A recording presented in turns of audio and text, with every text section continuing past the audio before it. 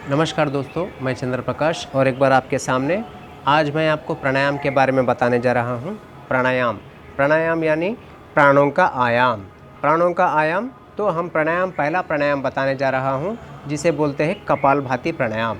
कपाल यानी हमारा स्कल, भाति यानी प्रकाश। कपालभाति करने की विधि कैसी है? आप सुखासन में बैठ सकते हैं या वज्रासन में बैठ सकते हैं। इसको वज्रासन बोलते हैं। वज्रासन घुटनों को फोल्ड कर कर बैठना है। आपको ऐसे बैठने में तकलीफ़ होती हो तो ऐसे थोड़ा सा उठकर बीच में पिल्लों को लगाकर भी बैठ सकते हैं, या पैरों के नीचे भी आप पिल्लों को लगाकर बैठ सकते हैं। वज्रासन ये एक ऐसा आसन है जो आप भोजन करने के बाद कर सकते हैं। भोजन करने के बाद 100 कदम चलकर ऐसे बैठेंगे तो आपको डाइजेशन फास्ट होगा। फॉर एग्जांपल हम डाइजेस्ट होने के लिए हमें को ब्लड का सर्कुलेशन ज़्यादा ज़रूरत पड़ता है पेट में। तो जब आप पैर फोल्ड कर कर बैठते हैं ना, तो उस समय ब्लड का सर्कुलेशन यहाँ पे थोड़ा स्लो हो जाता है। फ्लो पूरा आपके पेट की तरफ जाता है, आपको डाइजेशन फास्ट होता है।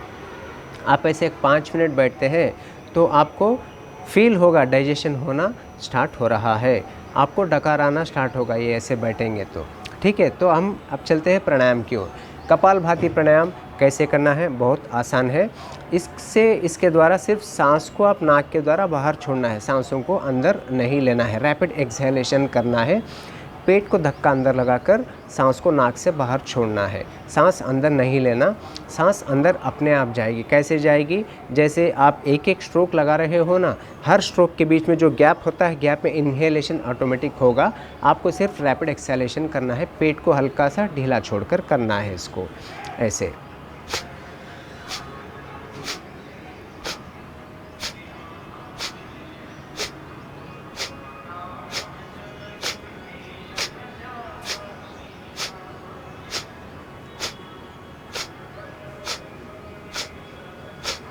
ऐसे करना है। ऐसे कैसे करना है? समय पर सेकंड 1 स्ट्रोक, पर मिनट 60 स्ट्रोक्स। इसको आप एक 5 मिनट से स्टार्ट कर सकते हैं। अगर आपको बैक पेन हो तो और थोड़ा स्लो कर सकते हैं। इसमें गति होती है मंद गति, मध्यम गति, तीव्र गति, slow speed, medium speed, high speed. आप मीडियम स्पीड में करेंगे तो आपको ज़्यादा बेनिफिट होगा। आप हाई स्पीड में करते हैं तो आपको थोड़ा बैक पेन आने के चांसेस रहते हैं। इसको जितना हो सके उतना मीडियम स्पीड में करने का प्रयास करेंगे। ठीक है, इससे बेनिफिट क्या होगा आपको? Constipation, gastric problem, indigestion problem को कम करने में यह कपालभाति आपको मदद करेगा। ठीक है, और आप करने के समय आपको ऐसे फील हो रहा है, मीडियम स्पीड से भी करने से आपको ऐसे फील हो रहा है कि बैक में पेन हो रहा है, तो उस समय आपको क्या करना है? आंखें बंद कर देना है, प्राणायाम को रोकना है। पूरा ध्यान वहीं पर लगाना है जहाँ पर आपको पेन हो रहा है। ठीक है, जहाँ पर पेन हो रहा है वहाँ पर अगर आप ध्यान लगाएंगे वो ऑटोमेटिक पेन डिसअपियर हो जाएगा। जैसे पेन रुक गया फिर आप धीरे धीरे शुरू कर सकते हो। ठीक है, मैं और एक बार बता रहा हूँ।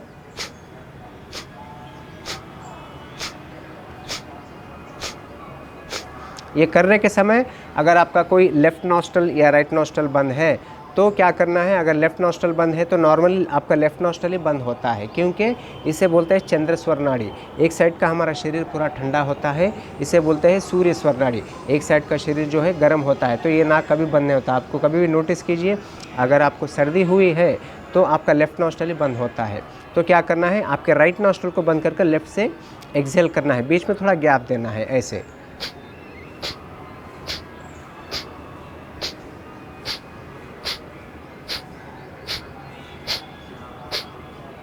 ऐसे करते हैं तो आपको इनहेलर लेने की आवश्यकता नहीं पड़ेगी। ये इनहेलर की तरह भी काम करेगा, आपकी ईड़ा और पिंगला दोनों को क्लिनजिंग करेगा।